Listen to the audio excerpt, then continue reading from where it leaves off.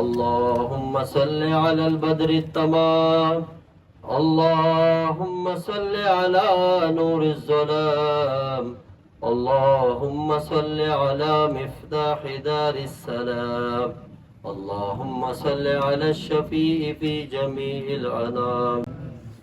اللہ رب العالمین کی ذات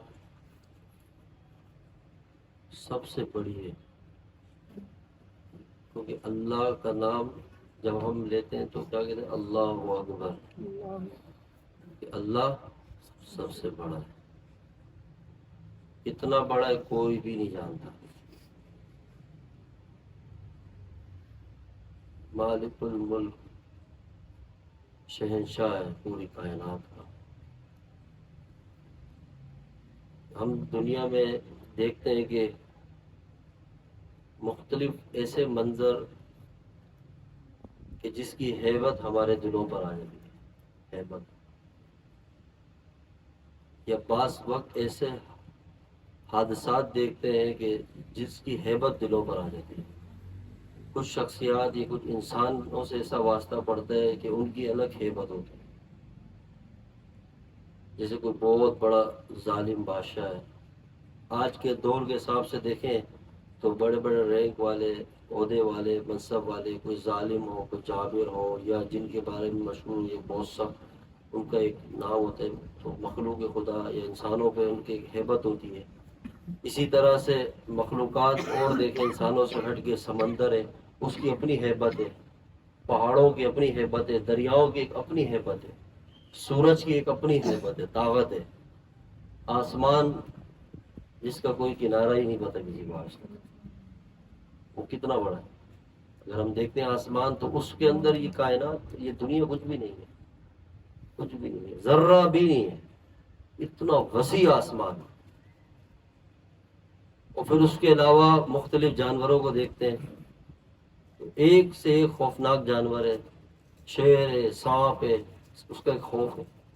بہت ساری ایسی چیزیں ہم دیکھتے ہیں جس کا ایک ڈر ہے، جنات، اس کا ایک الگ ڈر ہے انسان کو۔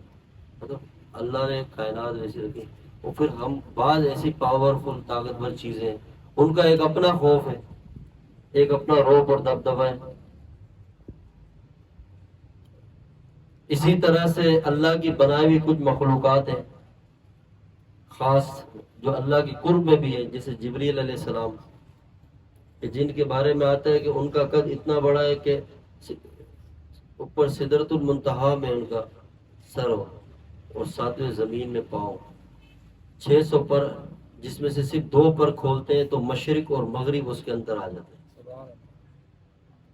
اتنا بڑا فرشتہ، کہ جن کی پاور ایسی ہے کہ آتا ہے کہ جب یوسف علیہ السلام کو کنویں میں بھائیوں نے پھینکا تو جبریل علیہ السلام فرماتے ہیں کہ اس وقت میں رب العالمین کے سامنے تھا عرش پہ، تو اللہ نے حکم دیا کہ جاؤ یوسف کے کنویں میں گرنے سے پہلے اسے اپنے پروں میں لے لو۔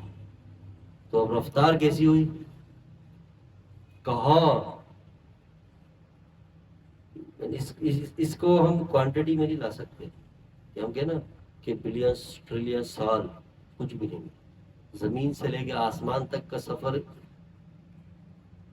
نہیں ہو سکتا، وہ ہے ہی، انسانوں کی عقل ہی نہیں جا سکتی وہاں تک۔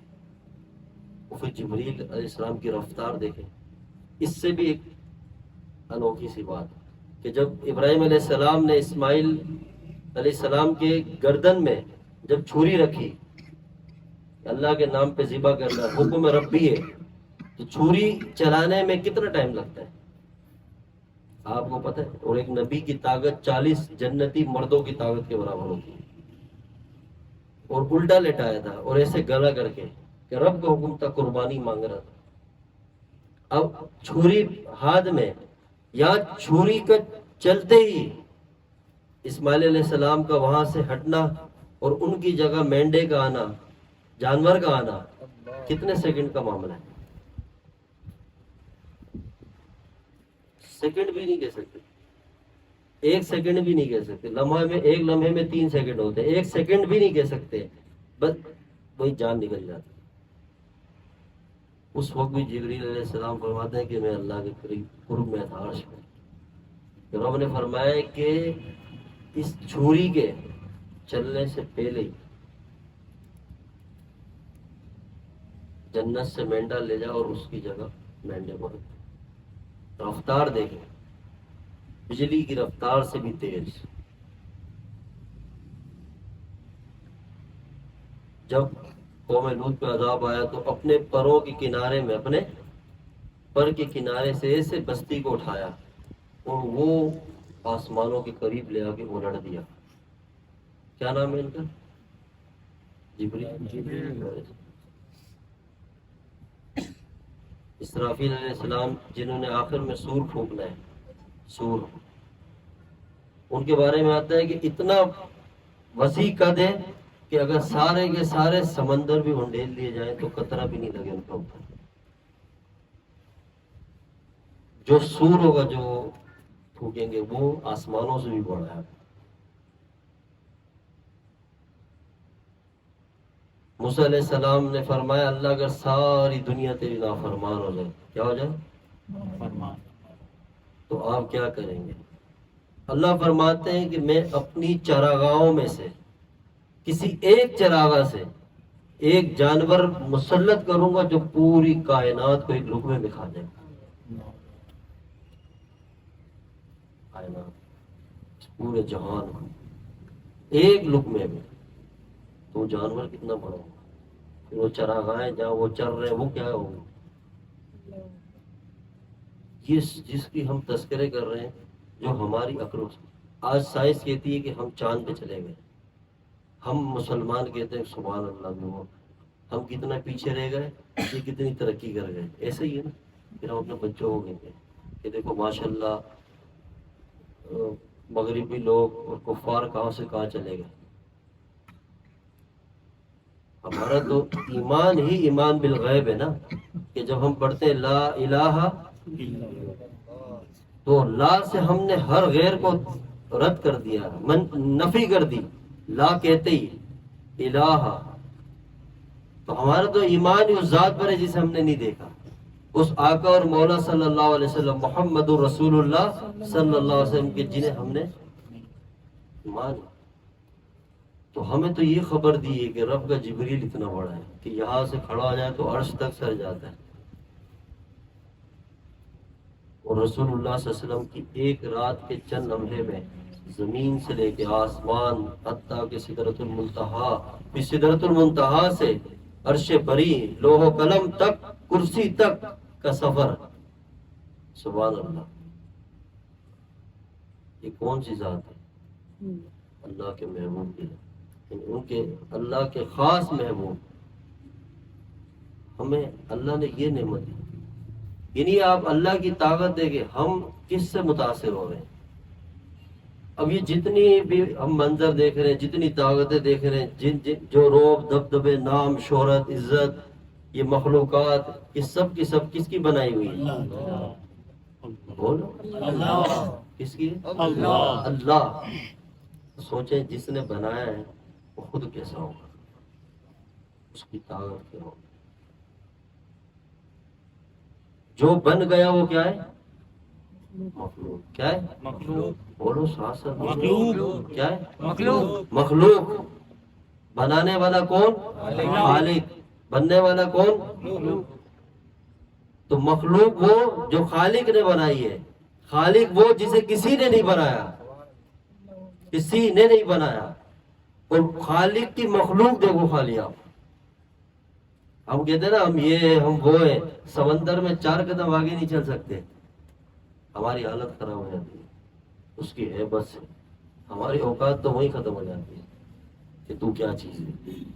تھوڑی ہوا تیز چلے خدا سجدوں میں سر چلے جاتے، تھوڑی زمین ہلنے لگ جائے تو آنسو نکلنے لگ جاتے ہیں. یہ ہلکے ہلکے سے اشارے. اللہ فرماتے ہیں میرے سامنے یہ دنیا مچھر کے پر کے برابر بھی نہیں ہے. کتنی بڑی ذات ہے، کیا طاقت والی ذات ہے.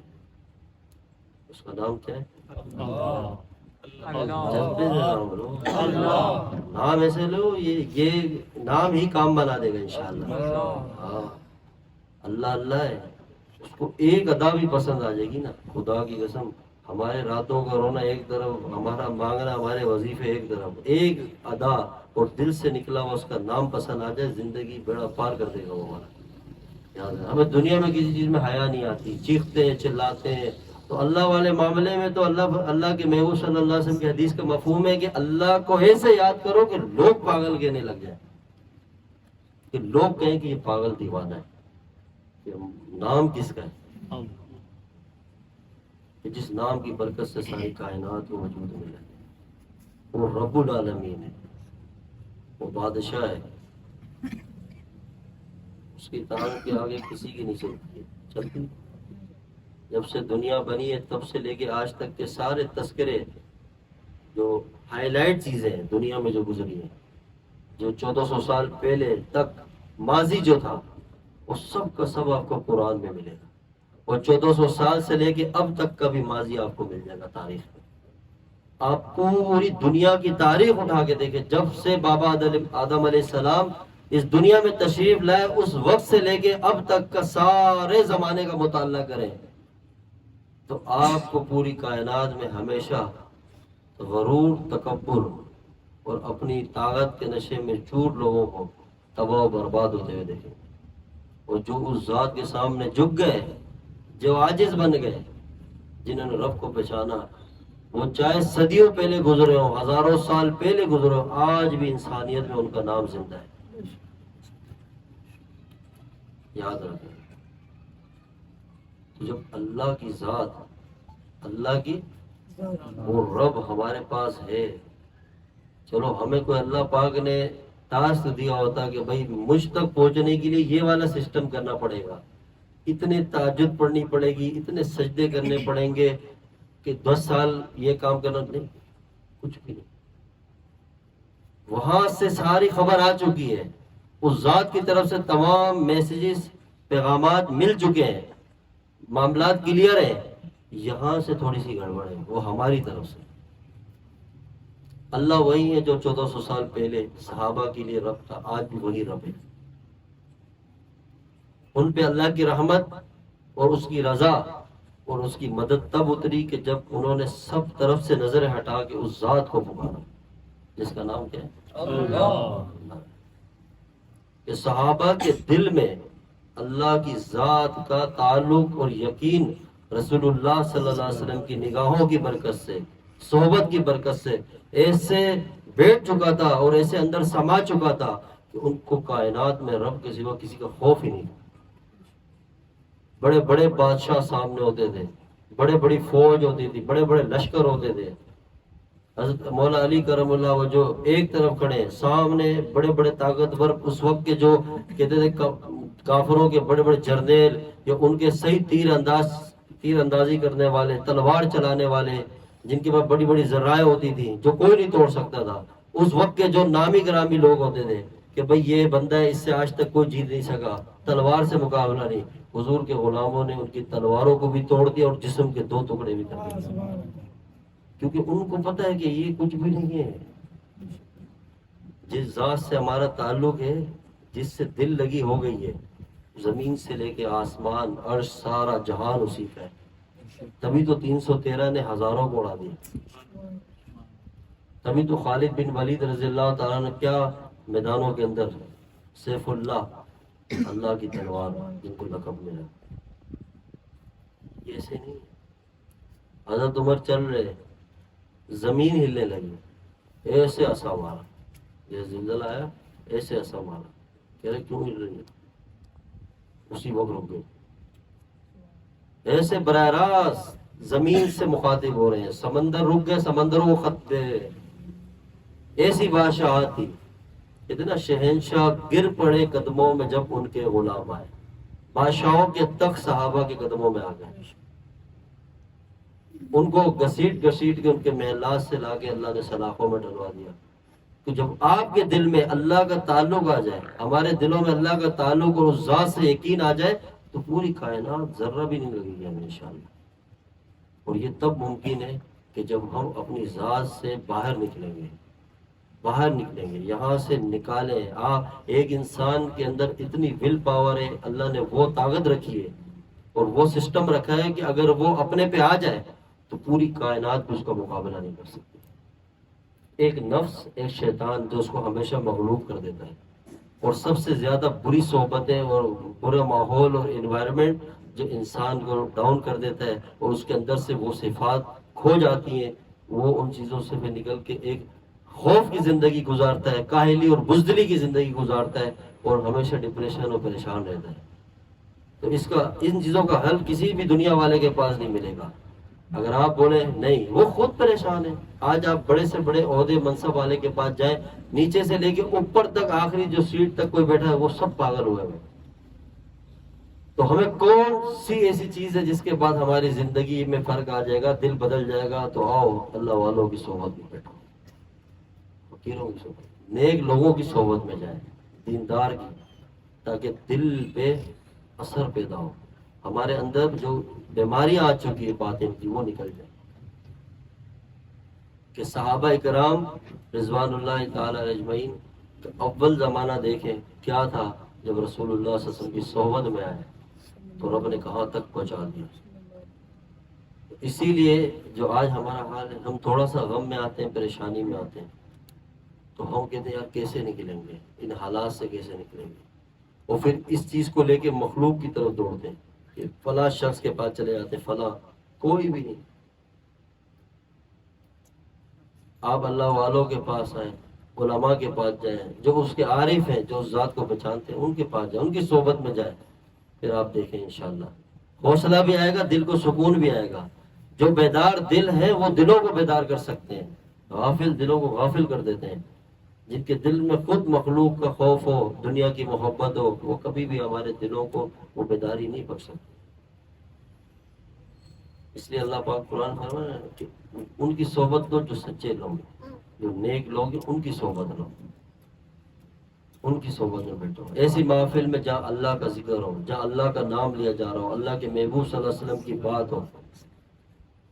ہمیں تو اللہ نے سب سے بڑی نعمت ہی کائنات میں حضور کی ذات دی ہے، جنہیں ہم نہیں پہچان سکتے. اور آج ہر بندہ اس بات کے اوپر ہے کہ یار ہم کسی طرح سے ترقی کی طرف جائیں، اپنے آپ کو چینج کریں، اپنے ظاہر باطن کو چینج کریں، اپنی سوچ کو بدلیں، تاکہ ہمیں بھی دنیا میں عزت ملے، ہمارا بھی نام ہو. ہم اپنی اولاد کے لیے اس سوچ کو رکھتے ہیں کہ یہ بھی دور کے حساب سے چلے، تھوڑا اپڈیٹ ہو جائے، تھوڑا ماڈرن ہو جائے، تاکہ زمانے میں اللہ نے سارے خزانے ان کے قدموں میں ڈال دیے ہیں. جن کی غلامی کا ہمیں حکم ہے، وہ تو وہ ذات ہے کہ جن کی برکت سے ساری کائنات کو رب نے وجود بخشا ہے. جب ہم ان کی غلامی کو چھوڑ کے، ان کے طریقوں کو چھوڑ کے، جب غیروں کے طریقوں کو اپنایا اور ان کو اہمیت دی، تو آج آپ دیکھ لیں پوری دنیا کے حالات ہیں. کتنے عرب مسلمان ہیں لیکن پھر بھی دنیا میں مغلوب ہیں، پریشان ہیں، کیونکہ ہمارے دلوں سے وہ چیز نکل چکی ہے. اگر ہم صرف اپنی بات کریں تو ہم جتنے لوگ یہاں بیٹھے، ہر کوئی اپنی زندگی میں کسی نہ کسی غم پریشانی میں ہے. کسی کی کیا پریشانی، کیا تنگی، تو اور کچھ نہیں ہے تو اس ذات کے سامنے بیٹھے کچھ وقت اللہ کو دیں. یہ میں دل سے عرض کرتا ہوں. آپ تنہائیوں میں بیٹھے، اللہ کے ساتھ بیٹھے، وہ انتظار میں ہے، وہ منتظر ہے. وہ ایک آنسو کی قیمت اس کے پاس ہے. انسانوں کے آگے آپ رو رو کے تھک جائیں گے، خدا کی قسم ان کو نہیں پتہ چلے گا کہ آپ کیا آنسو کی قدر کیا ہے. نہیں، یہاں رو رو کے تھک جاؤ، آپ کے کام نہیں بنیں گے. یہاں پیٹ پیٹ کے تھک جاؤ، دنیا والے مذاق اڑاتے ہیں، بلکہ تانے دیتے ہیں، ذلیل کرتے ہیں. اور رب کون ہے کہ ایک اتنا آنسو کہ تیرے آنکھوں کا کٹورا نم ہو جائے. بس میرے بندے تو اتنا آنسو میرے سامنے لیا، میں تیرے مقدر کے فیصلے کر دوں گا، میں تیری زندگی کے سارے گناہ معاف کر دوں گا. تیری سوچ میں بھی نہیں ہوگا، میں تجھے وہ دوں گا. تو رو تو صحیح میرے سامنے، میں تو انتظار میں ہوں تیرے. اللہ تو اتنی محبت کرتا ہے اپنے بندوں سے. ہم خود دل سے بتائیں کہ ہم وقت لگا رہے ہیں اللہ کے سامنے، یا اپنے چلتے پھرتے نہیں. ہر کوئی بندہ بس یہاں بھاگ رہا ہے، وہاں بھاگ رہا ہے، رک کے دے ہی نہیں رہا. اور ہم سمجھتے ہیں ہمارے کام بن جائیں گے. سے نہیں، ہمیں مڑ کے آنا پڑے گا اللہ کے دربار میں، اس کے سامنے جھکنا پڑے گا، اس سے اپنے گناہوں کی معافی مانگنی پڑے گی کہ اللہ ہم نے گناہ کیے، ہم نے آپ کو ناراض کیا ہے، آپ کی نافرمانی کی ہے، توبہ کریں۔ اور سب سے بڑی بے وفائی کہ آپ کے محبوب صلی اللہ علیہ وسلم کی ذات کے ساتھ بے وفائی کی ہے، کہ ہم نے حضور کی ذات سے جو تعلق، جو نسبت، جو رشتہ ہونا چاہیے تھا وہ ہم نے قائم نہیں کیا۔ یہ ہماری سب سے بڑی بے وفائی ہے کہ اللہ نے ساری نعمتوں میں سب سے بڑی نعمت اپنے محبوب کی نعمت ہمیں دی، کہ میں نے اپنا محبوب دے دیا۔ وہ محبوب، سبحان اللہ، کہ رب کا محبوب۔ میں شروع سے آپ کو ایک اس ابتدا سے ہی سمجھاتا ہوا رہا ہوں نا کہ یہ ساری مخلوق کہ ہمارے سامنے کتنی اہمیت ہے، کتنی، ہم جن بڑے بڑے کو دیکھتے ہیں ہم بولتے ہیں یار سب سے بڑا اللہ ہے، اس سب سے بڑی ذات کا جو تعلق جس ذات سے، جس سے نسبت ہے، اور جنہیں وہ کہیں کہ میرا محبوب ہے، وہ کتنی بڑی ذات ہوگی۔ اس عزت دینے والا کون ہے؟ اللہ۔ ساری عزتیں اس کے ہاتھ میں، ساری کامیابی اسی کے پاس ہے۔ حی علی الصلاۃ، کہ فوراً بات کیا آتا ہے؟ حی علی الفلاح، کہ آؤ کامیابی کی طرف۔ یہ اعلان اللہ کی طرف سے ہوتا ہے، یہ صدا اللہ کی طرف سے لگائی جاتی ہے اپنے بندوں کے لیے۔ الفاظ ادا کرنے والا تو انسان ہے، موزن ہے، لیکن اس کے پیچھے جو لفظ وہ رب العالمین کی طرف سے ہے، کہ بار بار کہتے کامیابی میرے پاس ہے، میں ہوں کامیاب کرنے والا۔ اگر تم لائف میں سکسیس ہونا چاہتے ہو تو میرے دربار کی طرف آؤ، میری ذات کی طرف آؤ، اور ہم کامیابی مخلوق کے اندر ڈھونڈتے ہیں کہ شاید اس سے تعلق بن جائے تو عزت مل جائے، شاید اس کے ذریعے نہیں۔ وہ بادشاہوں کا بادشاہ ہے، وہ تو کہتے تم سوال کرو، پکارو، میں اس پکار کو سنتا بھی ہوں، جواب بھی دیتا ہوں، قبول بھی کرتا ہوں، کہ اس کا دربار بند تو نہیں ہوا، اس نے دینا۔ تو آج اگر ہم چاہتے ہیں ہماری زندگی درست ہو جائے تو ہم اللہ سے توبہ کریں اور اللہ کی طرف متوجہ ہوں اور گناہوں کی معافی مانگیں، زندگی میں صبر پیدا کریں۔ کیا صبر، برداشت، درگزر، معاف کرنا، اس سینے کو پہاڑ کی طرح بنائیں، مضبوط، مضبوطی کس جیسی ہو؟ پہاڑ جیسی ہو، اور اس کی وسعت سمندروں کی طرح ہو۔ پھر پوری دنیا میں انشاءاللہ اللہ تعالیٰ آپ کا ڈنکا بجا دیں گے۔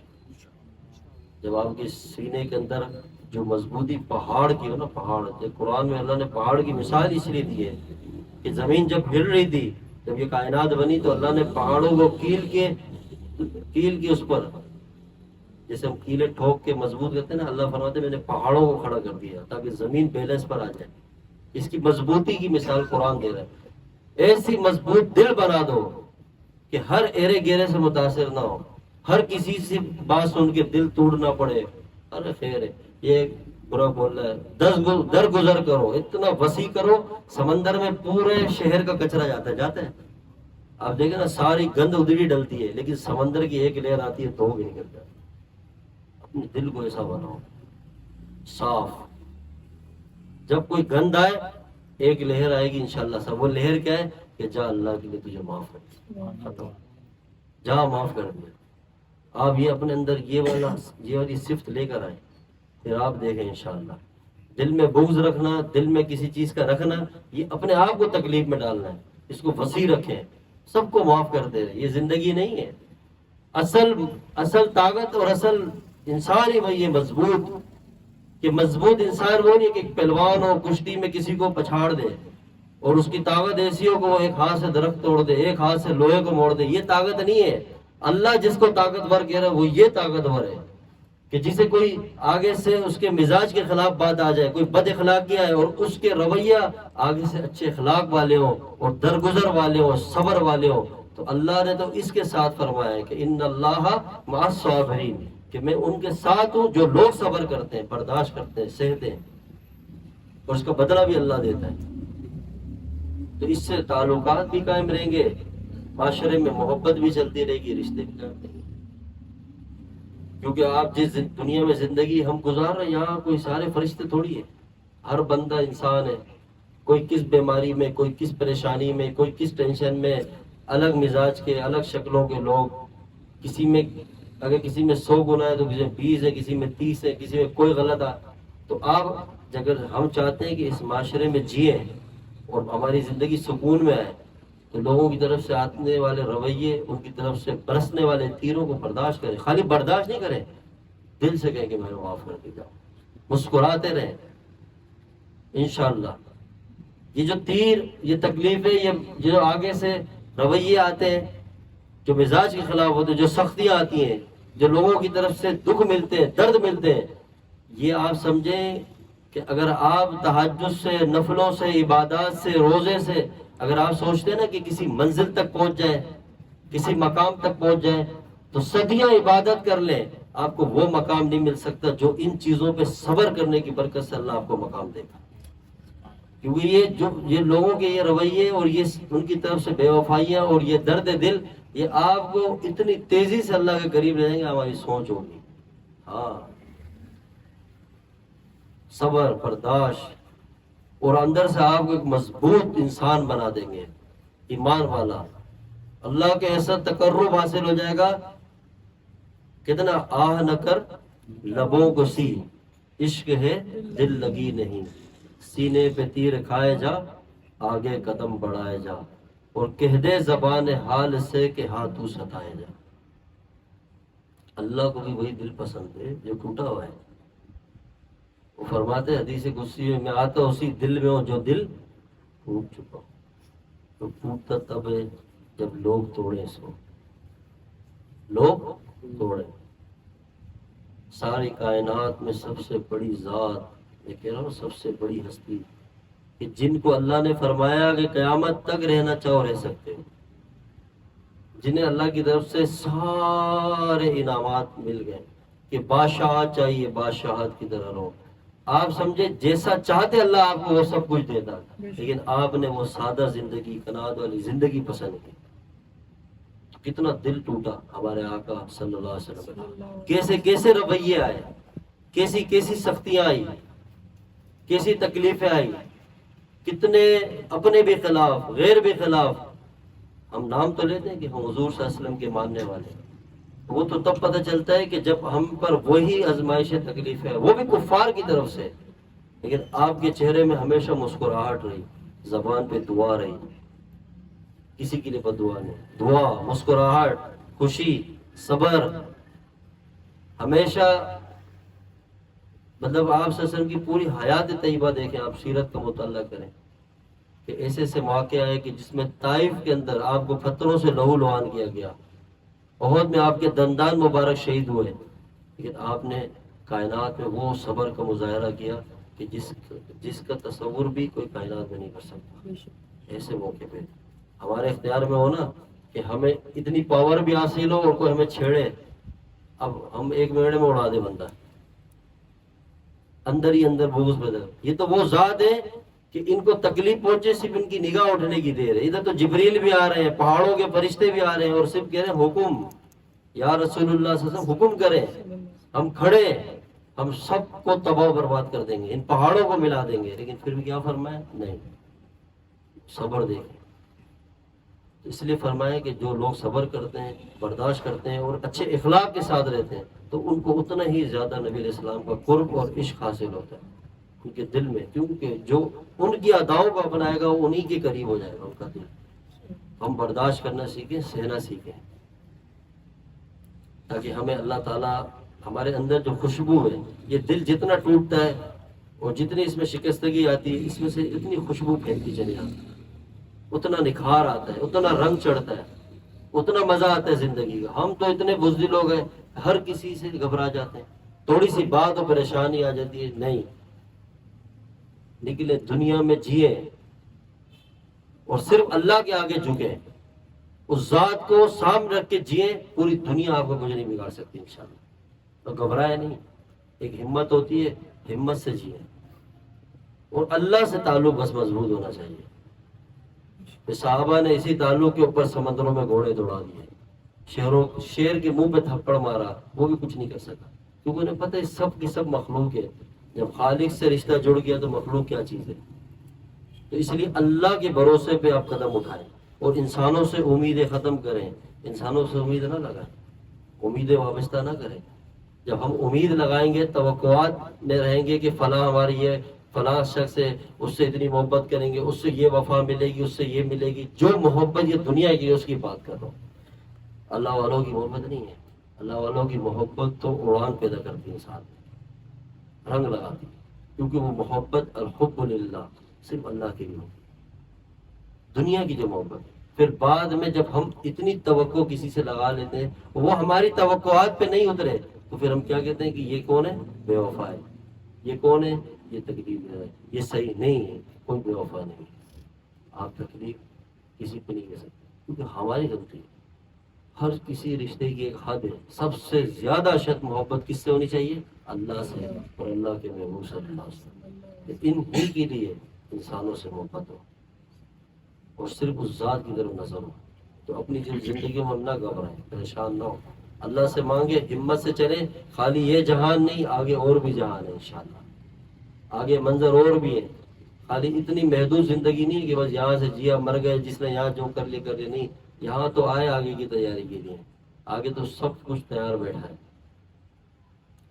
قبر بھی ہے، پتہ نہیں کتنی صدیاں لگ جائیں، پھر حشر بھی ہے، حساب و کتاب کا دن ہے، قیامت کا، پھر آگے اللہ کی جنت بھی ہے، طویل سفر ہے۔ تو اس لیے دنیا کی زندگی کو دنیا کے حساب سے دیکھیں، چلیں، گھبرائیں نہیں، خواہشات کو نہ پالیں۔ جو خواہشات پالتا ہے نا انسان، بڑی بڑی خواہشات کہ یہ بھی یہ بھی یہ بھی، وہ ڈپریشن کا مریض بن جاتا ہے، کیونکہ خواہشات کا رزق اللہ نے آج تک کسی کو نہیں دیا، جب سے دنیا بنی ہے اب تک نہیں ملا کسی کو۔ ہاں، ضرورت کا رزق ہر انسان تک پہنچ رہا ہے۔ اگر ہر انسان اپنی ضرورت کی حد تک محدود ہو جائے تو اس دنیا میں کوئی بھی پریشان نہیں رہے گا، یہ آپ دیکھ لیں۔ اور اگر آپ ضرورت کے ساتھ خواہشات پال لیں، اتنے بڑے بڑے خواب دیکھیں، اور پھر ان خواہشات کے حاصل کرنے میں دن رات لگائیں، تو آپ پاگل ہو جائیں۔ اور یہ خواہشات جنم کب لیتی ہے؟ جب آپ اپنے سے اونچے لوگوں کے ساتھ بیٹھنا شروع کرتے ہیں۔ اور دین میں یہ منع ہے کہ آپ اپنے سے اونچوں کے ساتھ نہ بیٹھیں، تاکہ آپ کے اندر دنیا کی محبت نہ آ جائے، دنیا کی خواہشات نہ آ جائے، پھر آپ غلط رستوں میں نکل جائیں۔ سادہ زندگی گزاریں اور رضا بالقضا والی زندگی گزاریں، قناعت اختیار کریں کہ اللہ جس حال میں تو نے مجھے رکھا ہے اس میں تجھ سے راضی ہوں، بس یہ زندگی گزاریں۔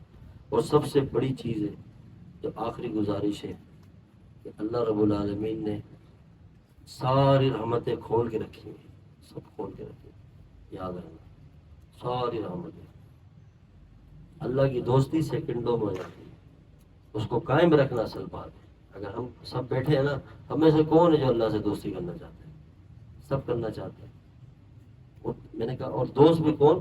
اللہ۔ شروع میں بتایا نا کہ ساری اس کی مخلوق ہے۔ یوں سمجھے کہ اپنے لفظوں میں ایسے بیان کرتا ہوں کہ اللہ تعالیٰ کی طرف سے فرینڈ ریکویسٹ آ چکی ہے، کب سے آئی ہوئی ہے، انسانوں کی طرف دوستی کا پیغام آ چکا ہے، ہم لوگ ایکسیپٹ ہی نہیں کر رہے۔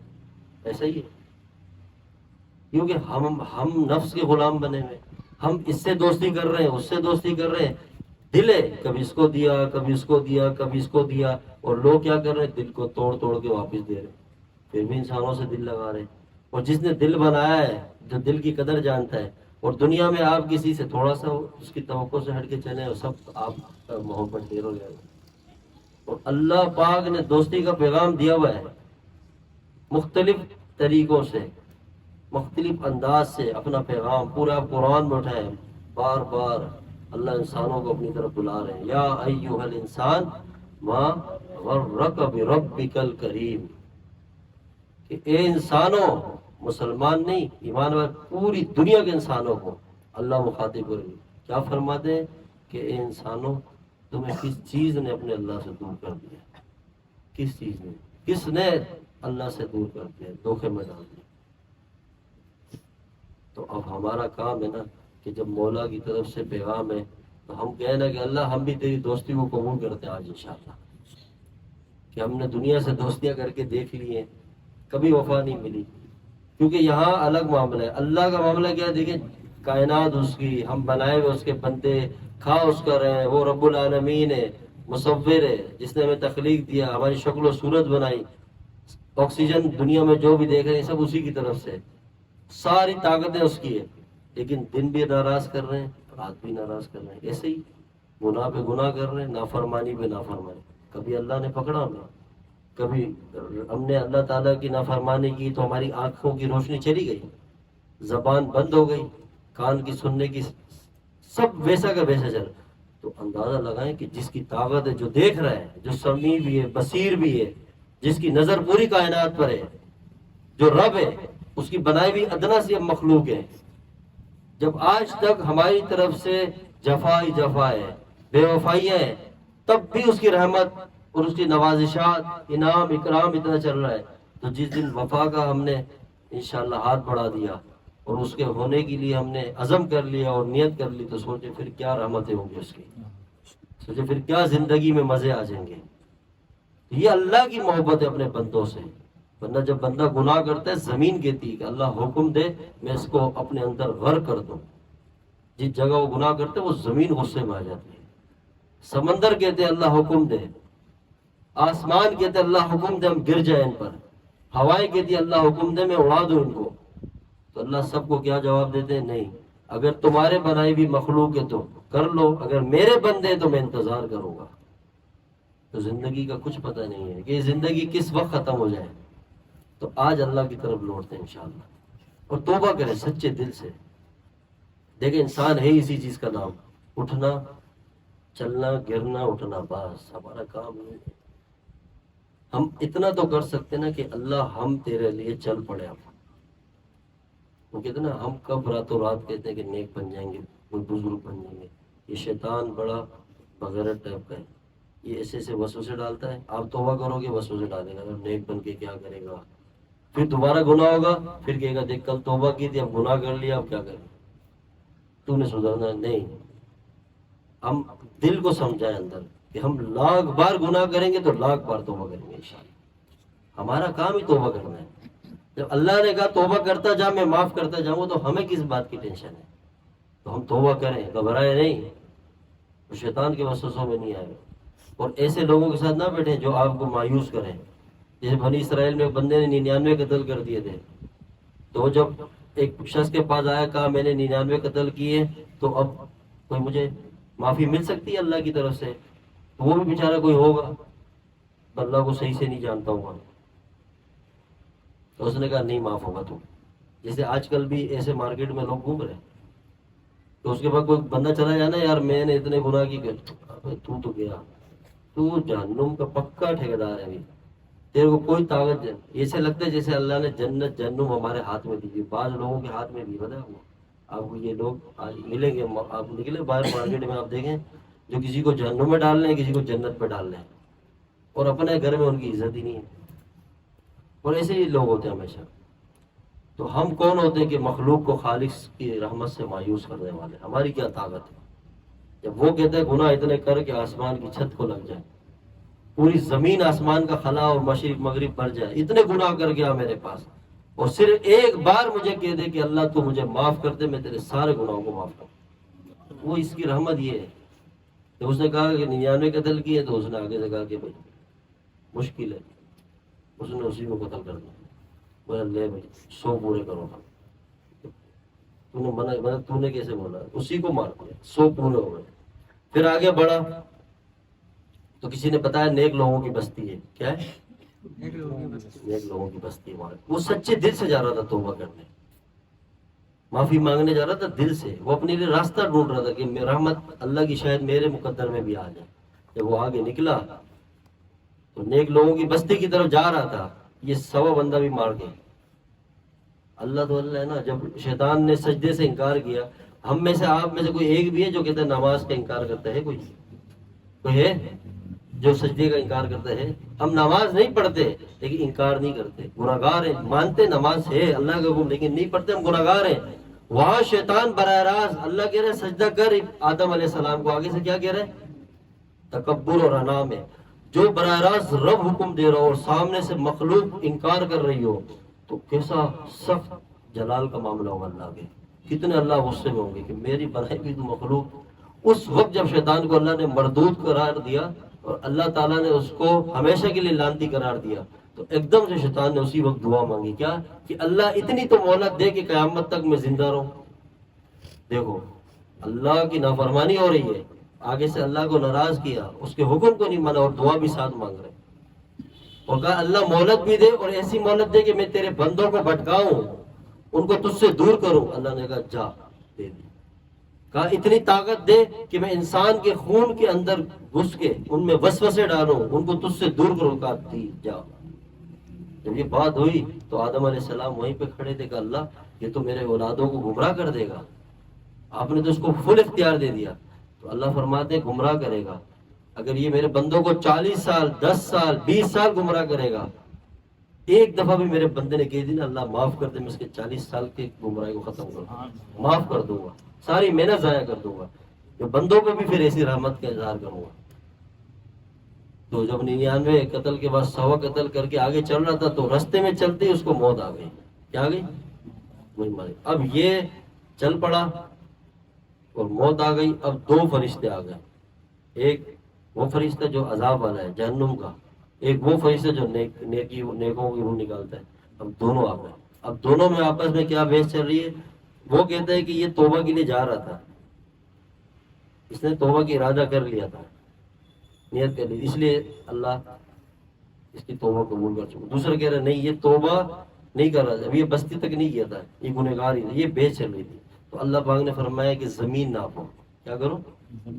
ناپو، جہاں سے یہ نکلا ہے اور جہاں یہ مرا ہے وہاں تک، اور جہاں مرا ہے وہاں سے لے کے نیک بستی تک، جو نیک لوگوں کی بستی ہے، جہاں کا فاصلہ اگر زیادہ ہوا، جیسے اگر یہ پیچھے والا فاصلہ اس نے زیادہ طے کر لیا اور نیکوں کے قریب ہے تو یہ بخش دیا گیا ہے، اور اگر نیکوں والا فاصلہ زیادہ ہے اور پیچھے کا کم ہے تو یہ گناہگار ہے، جہنمی ہے۔ اب جیسے ہی فرشتے ناپنے لگے تو کتابوں میں آتا ہے کہ اللہ نے براہ راست زمین کو حکم دیا ان کا سپڑ جا، تو نیکوں کے قریب ہو جائے۔ تو ایک تو اس کی قانون ہے، یہ ہے لا، اور ایک اس کی رحمت ہے جو مخفی اندر سے ہے بندوں کے ساتھ، اتنی پیاری ذات ہے۔ تو آج ہمارے جو غم ہے نا، پریشانی ہے جو بھی زندگی میں، یہ صرف اللہ سے دوری کی وجہ سے اور کوئی نہیں۔ جتنے تعویذ 1 2 3 4 1000 تعویذ پہن لے، انشاءاللہ قیامت تک بھی آپ کا مسئلہ نہیں ہوگا۔ بات سمجھ آ رہی ہے؟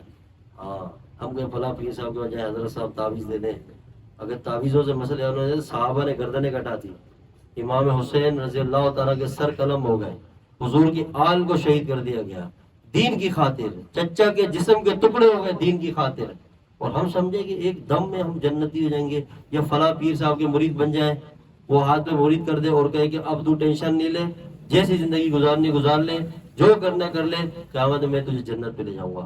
وہ جہنم میں سب سے آگے ہوگا، پیچھے سارے سیریل وائز اندر جائیں گے انشاءاللہ۔ ایسی پیری مریدی، یہ کون سے اللہ والے ہیں؟ یہی وہ لوگ ہیں جنہوں نے گمراہی پھیلائی۔ صرف کائنات میں ایک ہی مرشد ہے بس، جو مرشدوں کے بھی مرشد ہیں، سب کے آقا اور مولا ہیں، بس ان جیسا کائنات میں کوئی نہیں ہے کہ جن کی ایک نگاہ سے، صرف ایک نگاہ سے، کہ 1 سیکنڈ کی نگاہ جس صحابی پہ پڑی 1 سیکنڈ کی، قیامت تک کے سارے کتب غوث ابدال بھی اس کے مقام تک نہیں پہنچ سکتے۔ وہ ہمارے آقا جناب رسول اللہ صلی اللہ علیہ وسلم ہے۔ آپ کی تعلیمات ہے، قرآن ہم سے کیا کہہ رہے؟ قرآن تو اٹھاؤ۔ جب آپ قرآن نہیں پڑھو گے، جب اپنے دین کو خود نہیں سمجھو گے اور حدیث کا مطالعہ نہیں ہوگا، جب شریعت اور دین کو جانتے نہیں ہوگے، صحابہ کی زندگی نہیں پتہ ہوگی اور علماء کی اپنے اسلاف کی زندگی نہیں پتہ ہوگی، تو کوئی بھی چلتا پھرتا آپ کو لوٹ لے گا، آپ کے ایمان کو۔ ہر کوئی اپنی دکان کھول کے بیٹھا ہوا ہے، ہر کوئی اپنا سسٹم چلا رہا ہے، اور سامنے ہمارے پاس کوئی پیمانہ ہی نہیں ہے حق کا اور باطل کا، کہاں سے آئے گا؟ کوئی سمجھ ہی نہیں رہا۔ تو اس لیے آپ دیکھیں انسانیت کا ایک بہت بڑا طبقہ، کوئی کہیں گمراہ ہوا ہے، کوئی کہیں گمراہ ہوا ہے۔ اور حضرت جی رحمت اللہ فرماتے تھے کہ یہ شاہ فیصل میں قبرستان تھا، تو وہاں پہ ایسے بیٹھے تھے، اس میں مرید تھے اور دھوئیں اڑ رہے تھے نا، جیسے کچھ پینا پلانا چل رہا، تو جب دیکھا سارے بیٹھے ہیں، مرید پاؤں دبا رہے پیر صاحب، تو انہوں نے کہا کہ حضرت جی فرمایا، میں نے پوچھا کون ہے؟ کہہ رہے یہ بہت پہنچے میں۔ کیا ہوا؟ بہت پہنچے۔ تو انہوں نے حضرت عبداللہ شاہ صاحب رحمۃ اللہ ہمارے حیات تھے اس وقت، 91 میں انتقال ہوا، بہت بڑے عالم بھی تھے، اللہ کے ولی سادات میں سے تھے۔ جب حضرت نے عبداللہ شاہ صاحب کو یہ بات پہنچائی تو کہا وہ بالکل پہنچا ہوا تھا جہنم کے آخری درجے میں، بالکل پہنچا ہوا۔ ایسے لوگ ہیں۔ ہمارے ساتھی کچھ گئے تھے ایک جگہ پہ، تو وہاں ایک بزرگ بیٹھے تھے، تو دیکھا 3-4 اندر بیٹھے ہوئے، ایک مزار ہے. اب یہ جو مزارات ہیں یہ تو اللہ کی ولیوں کے ہیں نا، جہاں اللہ کے ولی مدفون ہوتے ہیں وہاں اللہ کی رحمت ہوتی ہے، یہ تو کامل اولیاء ہے، اور وہاں لوگ اس کا ناجائز فائدہ اٹھاتے ہیں، گمراہیاں پھیلاتے ہیں. ان اللہ والوں کی محبت اور ان کا ادب اور عقیدت یہ ایمان کا حصہ یاد رکھنا. اور وہ اندر کہتے ہیں ہم نے جمعے کی نماز پڑھی، یعنی جیسے نماز کے لیے جا رہے تھے، جمعے کی نماز کے لیے جا رہے تھے، اب وہ وہاں کوئی پیر صاحب وہاں کے بیٹھے ہوئے تھے، حضرت صاحب اندر. تو ہم نے کہا حضرت چلیں، کہ آپ چلو ہم آتے ہیں. کہ ہم پڑھ کر آئے تو وہی بیٹھے تھے. تو ہم نے ان سے پوچھا کہ آپ گئے نہیں؟ کہہ رہے ہیں ان کا جو مرید تھا وہ قریب آئے، کہہ رہے حضرت مدینے میں نماز پڑھتے ہیں، یہاں نہیں پڑھتے. کہاں پڑھتے؟ براہ راست باپ نہیں دیکھ سکتے، پھر فرشتوں کی جماعت کراتے ہیں. اور ان لوگوں سے بھی لوگ ماشاءاللہ متاثر ہیں. اب اندازہ لگائیں اس امت کا کیا حال ہوگا. سامنے دیکھیں نا ذرا، صحابہ کو تو پڑھیں، سبحان اللہ. خدا کی قسم، جس نبی کا دین کے لیے خون بہایا گیا، جن کے آنسو ہمارے لیے گرے، اور ہم اپنی زندگیوں کو ایسے ضائع کر رہے ہیں، اپنے ایمان کی ایسے تباہی مچا رہے ہیں.